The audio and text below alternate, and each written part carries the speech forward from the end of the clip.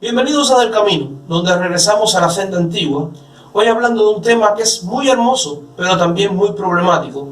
De hecho, ha sido un tema espinoso en toda la historia de la Iglesia. Es central porque habla acerca de la naturaleza de Dios, y esto tiene mucho que ver con nuestro enfoque, nuestra adoración correcta hacia Él. Pero decimos que es espinoso porque no es nada más y nada menos que la Trinidad. Un poco que pensando en esto estaba recordando una historia que escuché hace algunos años acerca de Agustín de Hipona, este gran teólogo. Se dice que en una ocasión Agustín de Hipona venía caminando por la arena de la playa tratando de entender el misterio de la Trinidad. Él estaba meditando cómo es que Dios puede coexistir en tres personas diferentes. Mientras caminaba por la playa, un poco desconcertado y ocupando mucho su mente, dice que se encontró con una pequeña niña, una niña que abrió un orificio, un hueco en la playa, y con un gran caracol iba al mar, tomaba agua del océano y lo echaba dentro del caracol. Al verlo un poco intrigado, Agustín le preguntó: ¿qué haces, niña? Y ella le respondió: trato de echar el agua del océano en este hoyo. Agustín le dijo: pero tú eres tonta, ¿no te das cuenta que el océano nunca va a caber en ese hoyo? El océano es mucho más grande que ese hoyo. Entonces, como si fuera un relámpago del cielo, él también entendió: yo estoy haciendo lo mismo que está haciendo esta niña. Delante del océano de lo incomprensible, de la mente de Dios, estoy tratando de entenderla con mi mente limitada. Yo creo que como Agustín nosotros tenemos la misma incapacidad de entender la mente de Dios. Como decían los reformadores, cuando calla la Escritura, debemos también callar nosotros, los hombres. Entonces, lo central en este tiempo va a ser hablar de lo que dice la Escritura acerca de la deidad de las tres personas de la Trinidad. Pero también estaremos viendo algunos conceptos que nos pueden ayudar a entender un poco mejor la Trinidad. Y por si fuera poco, veremos también algunos cristianos que hablaron en la historia acerca de la deidad de las diferentes personas de la Trinidad. Si le interesa este tema, les soltamos a continuar con nosotros.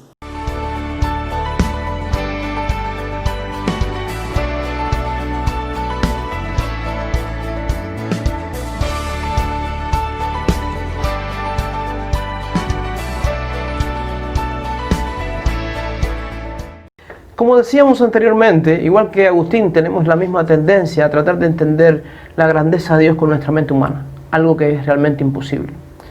Pero podemos detenernos un momento a pensar un poco en la Trinidad, en la historia, o de la enseñanza de un Dios trino en la historia de la Iglesia. En primer lugar, podemos decir que desde el cristianismo temprano ya había un claro concepto de la enseñanza trinitaria. La Biblia muestra tanto la deidad del Padre, como del Hijo, como del Espíritu Santo. Entonces, en este sentido, podemos decir que desde muy temprano en la iglesia primitiva, de hecho, a finales del siglo I, ya tenemos evidencia de personas que eran bautizadas, cristianos que eran bautizados, y los sumergían 3 veces en el agua. Y eran sumergidos 3 veces en el bautismo, como símbolo de la fórmula trinitaria.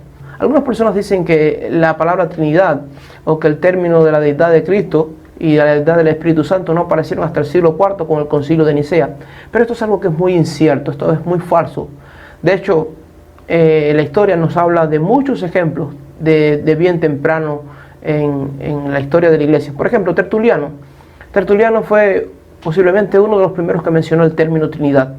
Y él en uno de sus escritos, Tertuliano vivió a mediados del siglo II hasta principios del siglo III, y él en uno de sus escritos polémicos a finales del segundo siglo diría acerca de la Trinidad: los tres son uno, por el hecho de que los tres proceden de uno, por unidad de sustancia.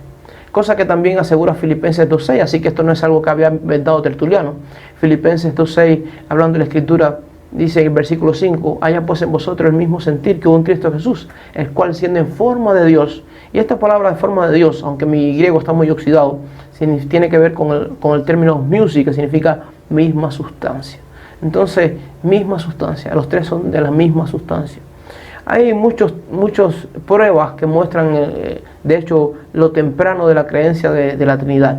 De hecho, la Didache, que es un escrito histórico, que es el testimonio de la iglesia primitiva, incluye una explicación de la fórmula bautismal en el nombre del Padre, del Hijo y del Espíritu Santo. También el martirio de Policarpo, un documento de la iglesia de Esmirna, hace énfasis de una bella doxología trinitaria. Esto fue simplemente en el año 150 después de Cristo, es decir, en el segundo siglo. También Arístides de Atenas, a mitad del siglo II, dejó una apología de la fe dirigida al emperador Adriano y utiliza también la fórmula trinitaria mencionando las tres personas. También Ireneo de León, que vivió del 140 al 202 después de Cristo, en su célebre tratado contra la herejía expresa con claridad la fórmula trinitaria. Y hay muchos otros ejemplos. Entonces no se puede decir que la enseñanza trinitaria se enfatiza en el siglo IV cuando el concilio de Nicea. De hecho, el concilio de Nicea lo que hizo fue afirmar lo que creía la iglesia. La iglesia primitiva tuvo que enfrentar dos herejías en ese tiempo. Una que era el modalismo, es decir, que se creía en un solo Dios que se muestra en forma de tres personas diferentes. Esto es una herejía, esto no es lo que enseña la Escritura. Es como si Dios se mostrara como el Padre, a veces Dios se mostrara como el Hijo y a veces Dios se mostrara como el Espíritu Santo. Es interesante que el movimiento arriano o arrio empezó a enfrentar este modalismo y cayó en el otro extremo, que es el arrianismo. Pero sí decía que Jesucristo, que el Hijo, era menos poderoso y que era un ser creado. La Biblia no hace énfasis en esto. Entonces, esto nos da destellos acerca de la Trinidad en la historia. Pero eso no solamente se termina ahí, sino que podemos hacer un poco de énfasis también en la estructura trinitaria. Y a veces podemos hasta pensar, algunas personas piensan que hay diferencias entre las personas de la Trinidad. Es decir, como que si el Hijo sintiera envidia del Padre o el Padre quisiera ejercer fuerza sin control sobre el Espíritu Santo. Y esto es muy parecido a la mitología griega, porque de hecho la Escritura nos dice que Dios es santo y en Dios no hay envidia y Dios vive y existe en armonía. La Escritura nos habla claramente acerca de esto. El mismo Jesús dice: nadie me quita la vida, sino que yo la doy. Tengo poder para ponerla y tengo poder para volverla a tomar. Decir que la Trinidad es un Dios de tres cabezas es una muy mala comprensión acerca de la enseñanza trinitaria. La Biblia habla de un solo Dios en cuanto a la naturaleza o entidad sustancial, una sola sustancia, pero que son tres personas diferentes, con voluntades diferentes, con responsabilidades diferentes. Para entender mejor esto, los cristianos en toda la historia han hecho énfasis en dos formas de definir la Trinidad. En primer lugar, lo definen en el sentido ontológico. La palabra ontológico tiene que ver con el ser. Y también en la Trinidad económica tiene que ver con la responsabilidad del padre de familia en el hogar. Entonces, en el sentido ontológico, ¿qué significa ontológico? Como decíamos, significa relacionado al ser. Así que cuando hablamos de la Trinidad ontológica, estamos viendo a la Trinidad como en el término de ser o esencia en cuanto a su naturaleza. Estamos considerando cómo las tres personas de la Trinidad se integran y se relacionan entre sí.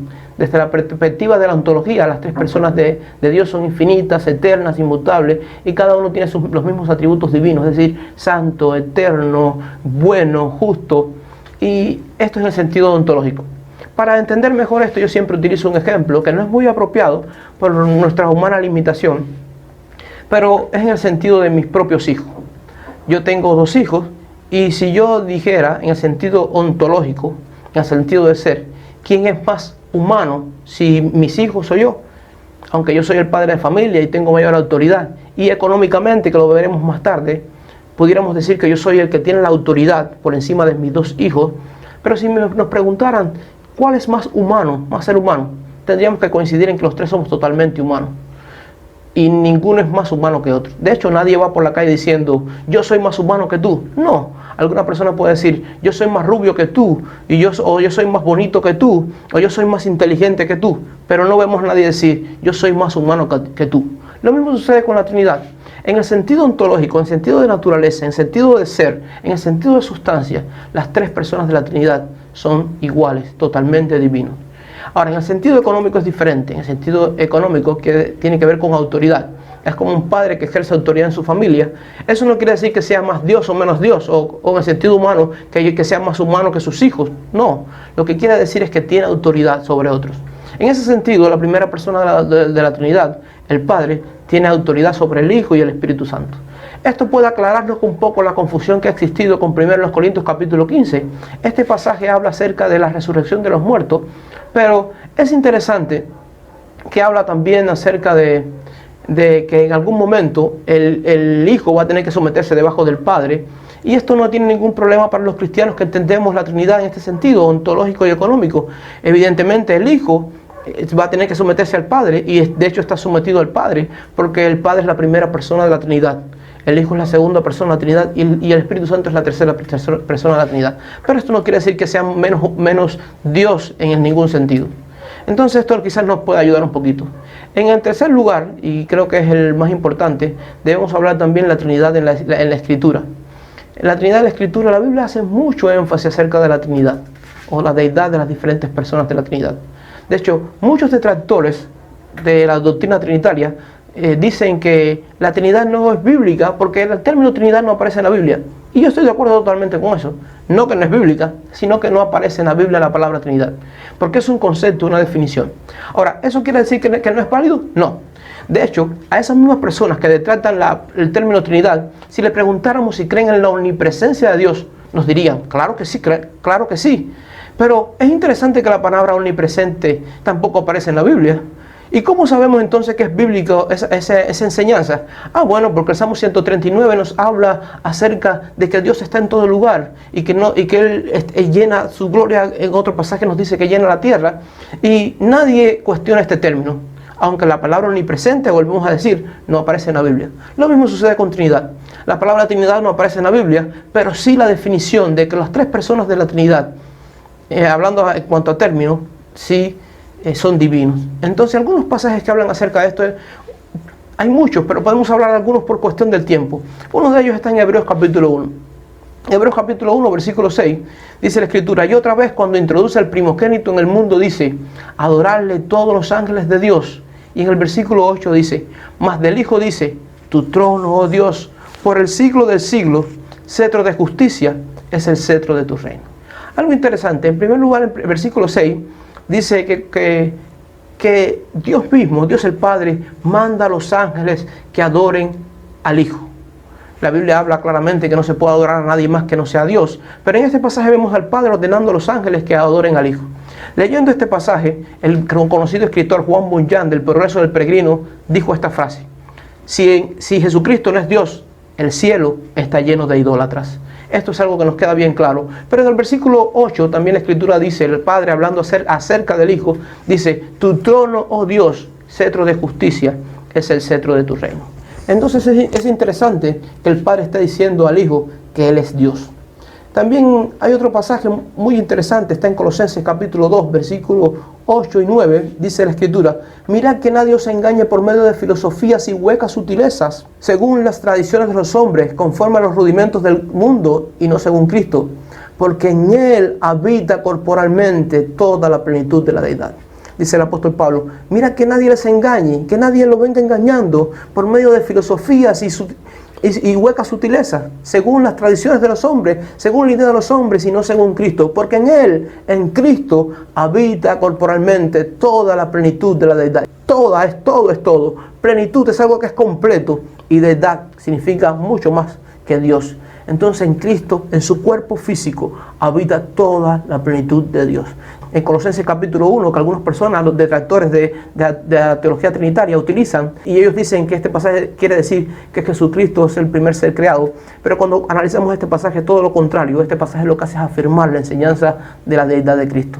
Pero hay, como decíamos, hay otros muchos pasajes. Hechos capítulo 5, versículo 3 y versículo 4. Vemos aquí una situación que hay en la iglesia temprana, y es con esta Ananías y Zafira, esta historia. Pero es interesante como dice el apóstol Pedro. Dijo Pedro a Ananías, ¿por qué llenó Satanás tu corazón para que mintiese al Espíritu Santo? ¿Por qué pusiste esto en tu corazón? Tú no has mentido a hombres, sino que has mentido a Dios.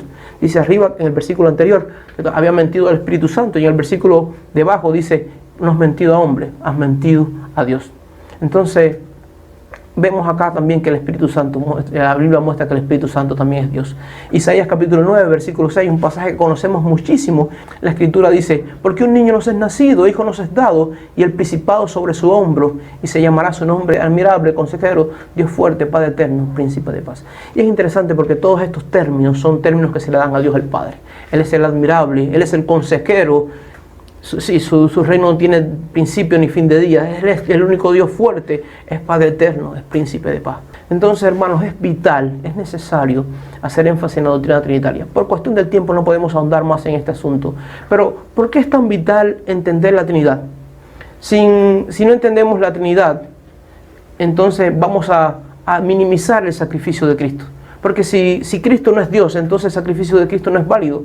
Porque se necesitaba que Cristo fuera totalmente hombre para que representara a la raza humana, pero se necesitaba también que Cristo fuera totalmente Dios, porque solamente Dios puede ofrecer un sacrificio de magnitud eterna. Entonces, si Jesucristo no es Dios, entonces su salvación no es efectiva, su salvación no tiene peso, no tiene trascendencia. De igual manera no tendríamos esperanza en la obra de Cristo, ni peso en su justificación, ni en su regeneración, ni en su redención, y mucho menos esperanza en la vida eterna, porque no podíamos depender de la justicia imputada de Dios a nosotros, a través de su Hijo, el mismo Dios. ¿Qué pudiéramos decir igual de los dones espirituales de la comunión cristiana y el convencimiento por parte del Espíritu? Si el Espíritu Santo no es Dios, entonces ¿cómo nos va a convencer de pecado, de justicia, de juicio? Yo no puedo pensar más que en sequedad, desesperanza y engaño si Jesucristo y si el Espíritu Santo también no es parte del Dios mismo. De alguna forma, como dijo también Charles Haddon Spurgeon, nada agradará más al intelecto, nada magnificará tanto el alma del hombre como una investigación devota, seria y continua del gran tema de la deidad. El estudio más excelente para engrandecer el alma es la ciencia de Cristo, de Él crucificado y del conocimiento de Dios en la gloriosa Trinidad. Si este video ha sido bueno para usted, le exhortamos y le animamos que también lo comparta, le animamos que se suscriba también al canal para recibir contenido como este, y le animamos también que comente también si lo que le gustó el video, lo que no le gustó, en qué no está de acuerdo. Y bueno, usted sabe dónde está también el like. Bendiciones, y todo este deseo nuestro de que se comente, de que se comparta, está también para llegar a otras personas con el Evangelio y con este ministerio. Que Dios les bendiga.